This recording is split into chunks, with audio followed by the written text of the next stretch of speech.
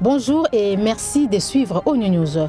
Au sommaire de notre programme, la remise des médailles des Nations Unies au contingent sud-africain de la MONUSCO basé à Goma, l'impact de la suspension des opérations contre les groupes armés dans le Kivu sur les populations civiles et les développements de la RDC en question.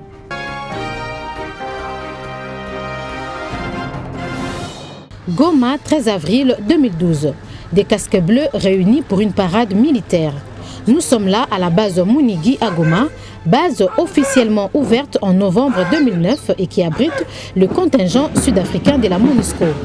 La plupart des membres de ces contingents sont en fin de mission.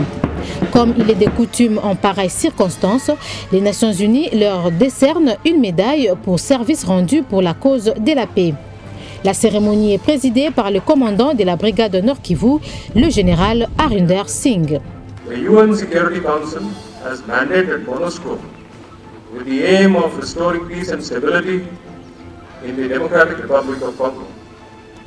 Ever since, the UN troops, despite all the challenges and difficulties, have worked with a high degree of professionalism, pride and determination.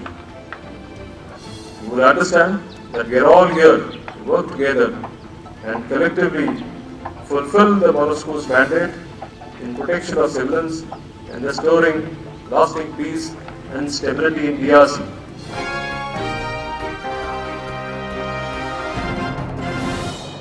Conférence de presse One UN, des questions brûlantes de l'heure étaient au menu de la conférence de presse, notamment la suspension des opérations de traque contre les groupes armés dans le Kivu. N'est-elle pas de nature à entraîner un regain d'insécurité pour les populations civiles qu'a prévu la MONUSCO pour protéger les civils? En réponse à ces inquiétudes de la presse, le porte-parole militaire par intérim a affirmé que la MONUSCO n'a pas démonté son dispositif et n'a pas retiré les positions qu'elle avait déployées. D'une part, les postes de combat qui avaient été, les bases qui avaient été déployées dans le cadre de cette opération conjointe sont maintenus, d'autres s'y sont ajoutés, de façon à intensifier au maximum des capacités de la force de la MONUSCO des patrouilles dans la région pour essayer, tant que faire se peut, dans la limite de nos moyens, de maintenir la sécurité de ces régions-là, de surveiller ce qui s'y passe et de prévenir au maximum les représailles qui pourraient survenir contre la population. Autre thème abordé lors de la même conférence de presse, la question du développement de la RDC qui est toujours au bas de l'échelle. Qu'est-ce qu'il explique malgré la présence des Nations Unies? Selon la chargée des communications du PNUD, en dehors de la MONUSCO, il existe en RDC 20 agences, fonds et programmes des Nations Unies qui, pour la plupart, contribuent à des activités humanitaires et à la transition de l'humanitaire vers le développement de ce pays. En plus, a précisé Florence Marshall, chaque pays a ses spécificités. Les raisons pour lesquelles, à ce jour, les indicateurs de développement ne sont pas bons en RDC peuvent être expliqués par le fait qu'il y a une absence de données statistiques fiables et actualisées.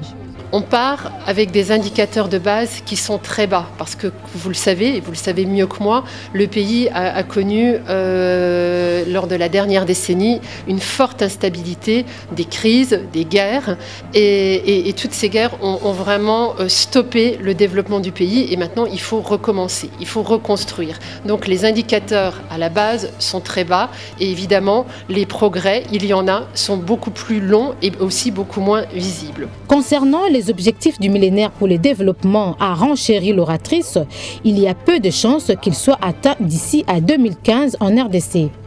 L'atteinte de ces objectifs est un sujet tellement important que, pour sa réalisation, une nouvelle procédure a récemment été mise en place avec tous les partenaires au développement. Le gouvernement de la RDC a choisi de se focaliser sur 3 OMD, donc celui qui concerne l'éducation, la santé maternelle et la pauvreté, santé maternelle et santé des enfants, pour analyser ce qui a marché, ce qui n'a pas marché, mais pour faire en sorte que tous les efforts dans les prochaines années soient portés sur évidemment, en ne délançant pas les 5 autres objectifs, soient portés sur ces 3 objectifs.